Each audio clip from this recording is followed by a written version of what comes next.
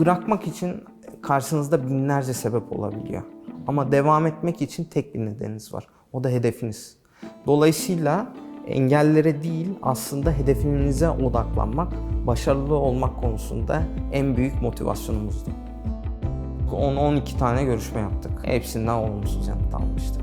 Ekip içinde Türkiye'nin hesabını, kitabını tutan bir girişimiz diyoruz. Zamanımızdan fedakarlık yapmışız ama hedefimizden fedakarlık yapmamışız diyebilirim.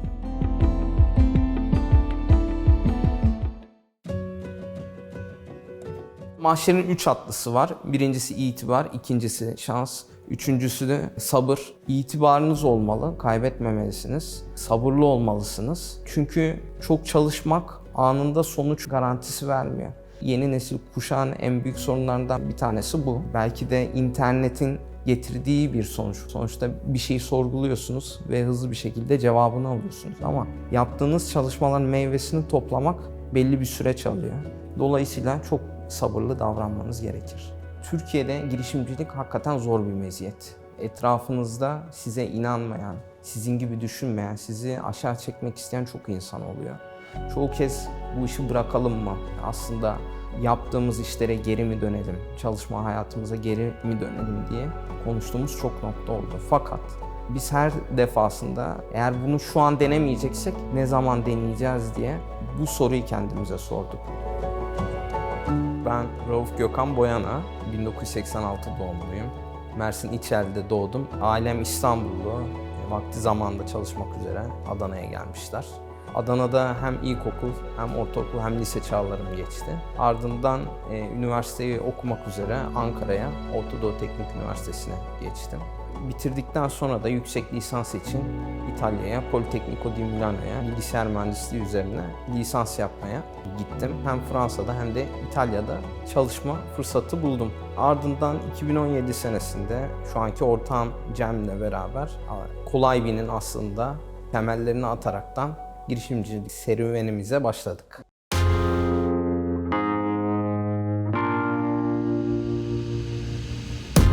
Kolay.Be bulut tabanlı bir finans platformu. KOBİ'lerin 10 dakika içerisinde e-faturaya geçmelerini sağlıyor. Finansal ve muhasebesel süreçleri KOBİ'ler için kolaylaştırıyoruz. Küçük ve orta ölçekli firmaların muhasebe, finans, onların ne kadar gelir veya gider yaptığını anlık olarak takip edebilecekleri bir platform.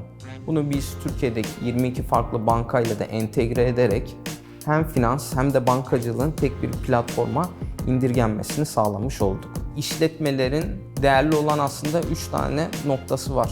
1 para, 2 odaklanma, 3 zaman. Bunları aslında tasarruf etmelerini sağlamak istiyoruz. Onları batmasına engel olmak istiyoruz. Biz 2 kişi olarak başladık. Şu an 53 tane çalışanımız var. Haliyle 0 müşteriyle başladık. Şu an mevcutta 40.000'e aşkın müşteriye hizmet veriyoruz. Geçtiğimiz sene itibariyle Kolay.Be üzerinden olan e-fatura hacmi 61 milyar TL olarak karşımıza çıkıyor. Bu fikri günün sonunda globale yaymak istiyorsak ilk önce bulunduğumuz ülkede yaygınlaşmamız gerektiği noktasını düşündük ve Türkiye'ye döndük. Bunu Türkiye'den başlattık. Cem Ekinci ile beraber biz aslında üniversiteden arkadaş olduğumuz dönemde bunu hayata geçirebilir miyiz diye düşünerek başladık. Tamamen sıfır sermaye ile. Bu hayalin arkasından gitmeye başladık. Türkiye'deki biz kuluçka merkezleriyle konuştuk. Melek yatırımcılar ve yatırım fonlarıyla görüşmeye başladık. 2017'de biz Enko Teknoloji yani Kolay.Be'yi kurduğumuzda aslında Türkiye'de krizlerle başlayan bir sürece girdiğimizi biliyorduk. Biz buna rağmen aslında devam etmek istedik. 2018 yılında ilk yatırım turumuzu kapattık. Yatırımcıları aslında fikrimize ikna ettik. Herkes bunu yapamazsın veya yapabilirsiniz söyleyecektir. Önemli olan burada insanların söylediğinden kendinize bir pay biçmeniz. Olumlu veya olumsuz. Ve sizin bugüne odaklanmanız lazım. Geçmişinize odaklanırsanız bu sizin egonuzdan dolayıdır. Geleceğe odaklanırsanız bu da sizin gururunuzdan dolayıdır. Eğer bugüne, bu ana odaklanırsanız aslında insanların ne söylediğini de hesaba katıp daha yaratıcı, daha yapıcı bir iş ortaya çıkarabilirsiniz. 2018'de Ya artık elimizdeki bütün para da bittiğinde biz ilgili bütün sermaye firmalarıyla konuştuk. Hepsinden olumsuz yanıt aldık. Çok üzülmüştük. Hatta Cem'le beraber aslında sonlandırmayı bile düşünmüştük. 10-12 tane görüşme yaptık. Hepsinden olumsuz yanıt almıştık. Fakat orada şöyle bir hikaye var. Türkiye İnovasyon Haftası'na bizi bakanlık, yenilikçi bir firma olmamız sebebiyle stand açmaya davet etti. Cem'le beraber isteksiz olarak katıldık. O gittiğimiz etkinlikte aslında şu an mevcut olan melek yatırımcılarımızdan Varol Bey'i dinleme fırsatı buldum. Orada dinlerken şunu fark ettim. Bu adam aslında girişimcinin dertlerini biliyor. Neler yaşadığını anlıyor. Ülkedeki zorluklarla baş edildiği noktaları biliyor. Ve Cem'e dönüp şunu söylemiştim. Biz bu adamla konuşmamız lazım, tanışmamız lazım. Ve bir şekilde irtibat bilgilerine eriştim. Emin olun şu kadar. 2 satırlık bir e-posta hazırladık. O e-postayı hazırlamamız yaklaşık 2 saat sürdü. Biz bu e-postayı yolladığımızda bize cevap verecek mi, vermeyecek mi bilmiyorduk. Yaklaşık bir hafta sonra asistanı bize geri döndü. Varol Bey sizinle görüşmek istiyor diye. Ardından gittiğimizde, görüştüğümüzde kendisine bu olaydan bahsettik. Ve bizlere inanılaraktan aslında Kolay.Be'nin ortakları arasına girmiş oldu. Kolay.Be, kolay bir iş yönetmek üzerine aslında bulduğumuz bir isimdi. Baktığımızda muhasebe ve finans bir şirketin bel kemiği.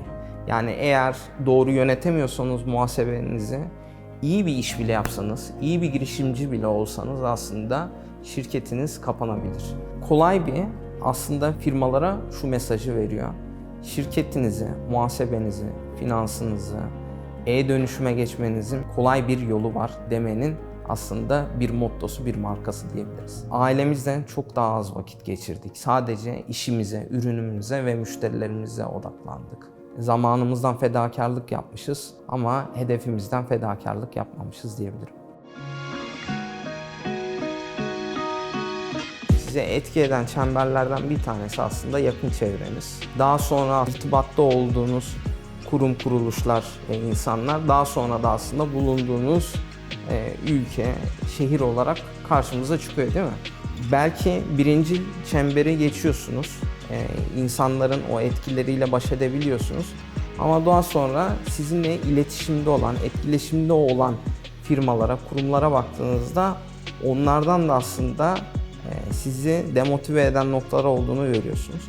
Bu sefer onu geçiyorsunuz.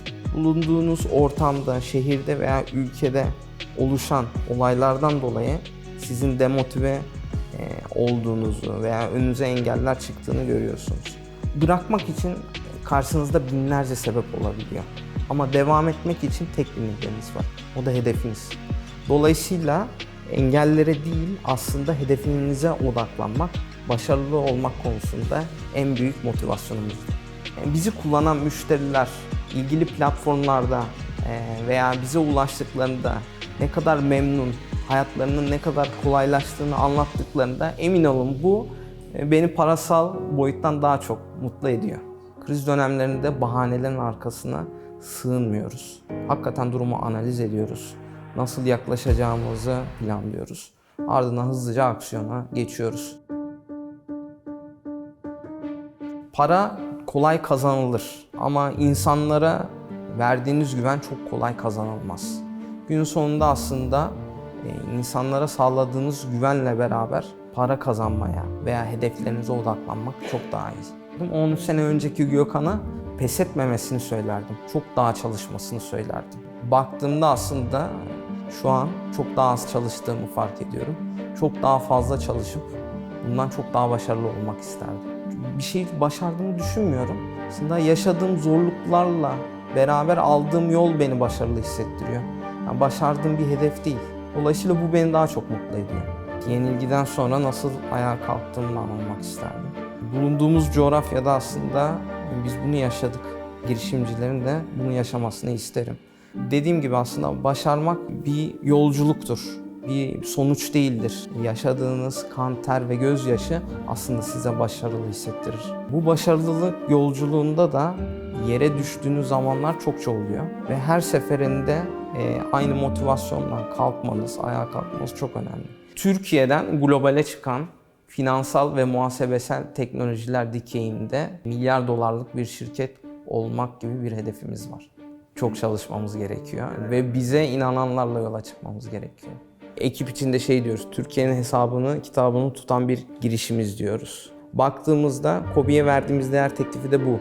Gel sen kolay bir kullan, bütün gelirlerini ve giderlerini tek bir platformda gör. İşletmen kar mı ediyor, zarar mı ediyor? Bunu anlık olarak takip et ve gerektiği yerde de müdahale et. İstersen bankadan kredi al, istersen tahsilatlarını erken yap, istersen ödemelerini ertele. Biz bunu tek bir platforma indirgedik, böyle bir girişimiz.